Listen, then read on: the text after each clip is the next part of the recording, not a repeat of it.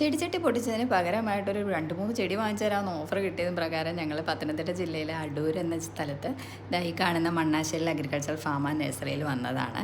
ഇതിൻ്റെ ഒരു detailed video കുറേ നാൾ മുമ്പ് ഞാൻ ചെയ്തിട്ടുണ്ടായിരുന്നു. അതിൻ്റെ ലിങ്ക് ഞാൻ ഇവിടെ റിലേറ്റഡ് വീഡിയോയിൽ കൊടുത്തിരിക്കാം. അത്യാവശ്യം ചെടികളെല്ലാം തന്നെ ഇവിടെ ഉണ്ട് കേട്ടോ. ഹോൾസെയിലായിട്ടും ഇവർ കൊടുക്കുന്നുണ്ട്. എന്തൊക്കെയോ വാങ്ങിക്കണമെന്നൊരു കണക്കുകൂട്ടലിലാണ് ഞാൻ ഇങ്ങോട്ടേക്ക് വന്നത്. പക്ഷേ ഇവിടെ വന്നു കഴിഞ്ഞപ്പോൾ എനിക്ക് എന്ത് വാങ്ങിക്കണം എന്നുള്ള ഒരു പിടുത്തം കിട്ടുന്നുണ്ടായിരുന്നില്ല. എന്തായാലും ശരി, ഒരു കടലാസ് ചെടി നമ്മുടെ ബൊഗൈൻവില്ല എന്തായാലും ഒരെണ്ണം വാങ്ങിച്ചിരിക്കണമെന്നുണ്ട്. അങ്ങനെ ഞാനൊരു ബൊഗൈൻവില്ല എടുത്തിട്ടുണ്ട് നമ്മുടെ ഫയറോപ്പാലിൻ്റെ. പിന്നെ ഈ ഒരു സെക്ഷൻ എന്ന് പറയുന്നത് ഇവരുടെ ഇൻഡോർ പ്ലാന്റ്സ് ആണ് കേട്ടോ. ഓർക്കിഡ്സ് കണ്ടിട്ട് എനിക്ക് കണ്ണ് തള്ളിപ്പോയി. എനിക്ക് ഇഷ്ടം പോലെ ഓർക്കിഡ്സ് ഉണ്ടായിരുന്നു. എനിക്ക് വാങ്ങണം എന്നൊക്കെ ഉണ്ടായിരുന്നു, പക്ഷേ പറ്റിയില്ല. പിന്നെ അതുപോലെ തന്നെ ഈ ഒരു സ്ഥലത്ത് ഇവർക്ക് ഓപ്പോസിറ്റായിട്ട് 2 സൈഡിലായിട്ടും റോഡിൻ്റെ അപ്പുറവും ഇപ്പുറവും ആയിട്ട് തന്നെ ഇവരുടെ സ്ഥലം തന്നെയാണുള്ളത്. അപ്പോൾ 2 ഇടവും നിറയെ ചെടികളാണ്. പക്ഷേ ഉണ്ട്, റോസ കുറവാണ് കേട്ടോ.